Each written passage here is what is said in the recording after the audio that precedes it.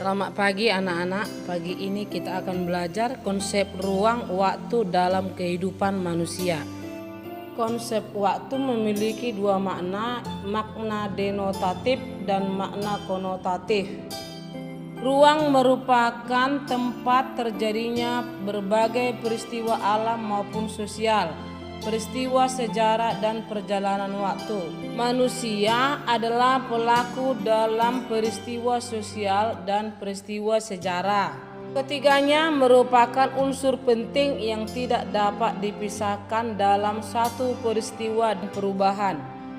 Sejarah berasal dari bahasa Arab sejarah, artinya terjadi. Sejaratun artinya pohon kayu. Arti lainnya adalah silsilah, kisah, riwayat atau hikayat. Pengertian sejarah menurut Edward, suatu proses interaksi serba terus antara sejarawan dengan fakta-fakta yang ada padanya. Menurut James, semua peristiwa masa lampau adalah sebagai kenyataan yang membantu para siswa mengetahui perilaku manusia pada masa yang lampau.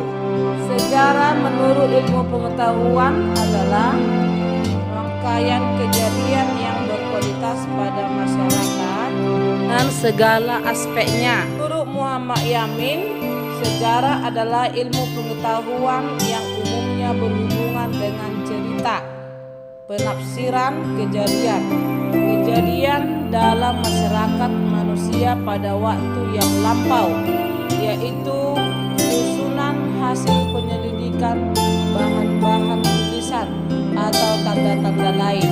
Esensi sejarah: 1. Sebagai suatu ilmu pengetahuan. 2. Tersusun sebagai hasil penyelidikan.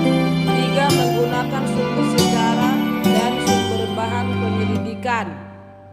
4. Menunjukkan adanya gejala hubungan antara satu gejala dengan gejala lain secara kronologis.